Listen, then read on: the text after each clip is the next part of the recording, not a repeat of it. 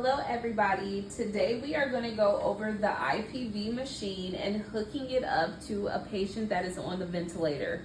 The IPV machine is the interpulmonary percussive ventilator. So this is going to help with volume expansion and secretion clearance. So today I'm just going to go over how to set it up and what supplies you'll need. So first you'll go in the closet and you will grab your IPV circuit.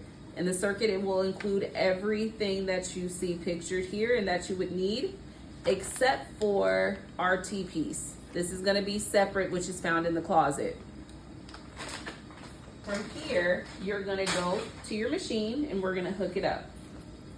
So we'll match our 3 cords here to the device, red to red, white to white, and yellow to yellow. And if these cords in the back are not already hooked up, it will go red to red and white to white. You will then take the corrugated tubing and we will place it on the side. So it will look just like this for your setup. You will then take that T-piece that we have, and I know people are gonna ask what's this for, but it's it holds in, it kind of acts like a cuff. I want you to turn it all the way up towards that plus sign, like you're locking it out.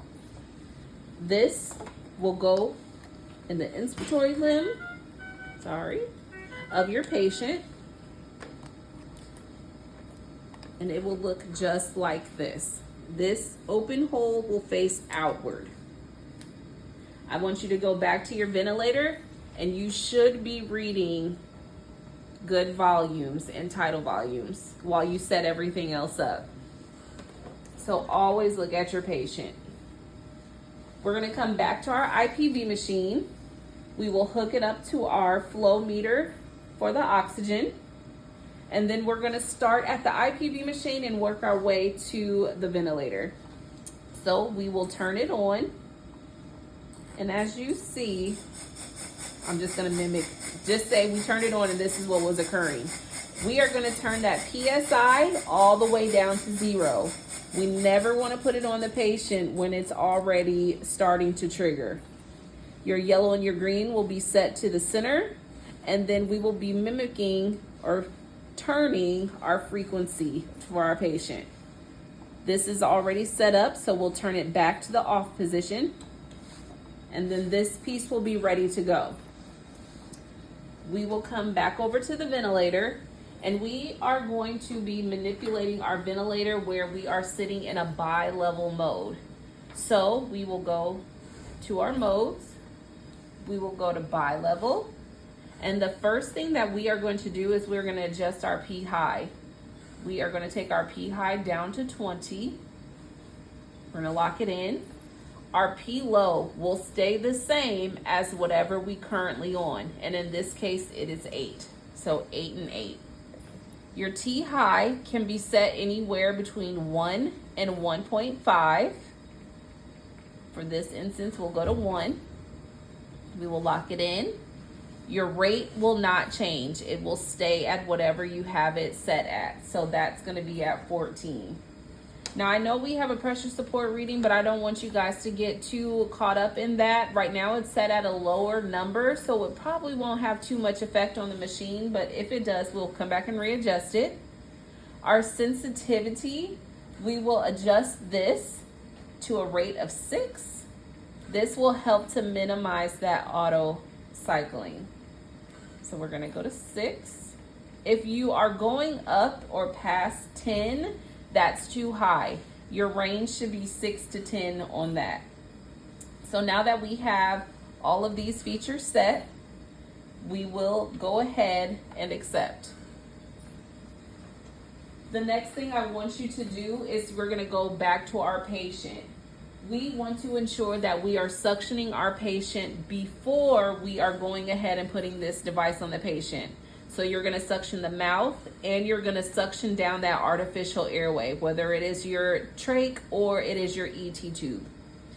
Next, we're going to deflate our cuff on our patient. So we're gonna take that air out because again, secretion clearance, so those secretions have to have a way of coming out. Once you have done that, we are now able to go ahead and put our patient on our IPV. So we're gonna come back. Remember, our cuff is deflated, and we are going to place our patient on.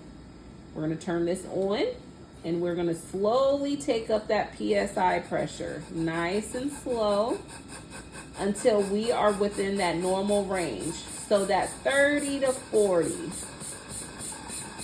And you can see that 30 to 40. What we're looking for in our patient is that we're getting that good wiggle. That's the main thing that we're looking for. So this will be your setup. And this is the readings that you will see when we are starting to manipulate that patient.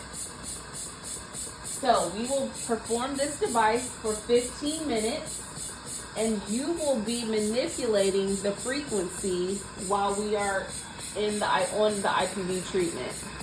Whether that is going up in our frequency, which is slowing down that PSI delivery, or we are turning it up, which is speeding it up. This is helping to move those secretions on that patient. You will suction your patient as needed during the treatment because, again, secretion clearance, so secretions will come up, and that is completely normal on your patient, so always know that. After the 15-minute treatment, in which you should be in the room with your patient because we have manipulated our mode and we have them on a device, we will slowly turn our frequency back to normal in the middle. We will take our PSI back down to 0. We will turn off our IPV machine. And then I am going to want you to re-inflate the cuff. This whole device will be off. We're going to re-inflate our cuff. We're going to then flip our patient back over to their normal settings. In this case, we're going to go back to the SIMV. After that, you'll suction your patient both via the mouth and down the artificial airway, and then you will go back to charting your patient.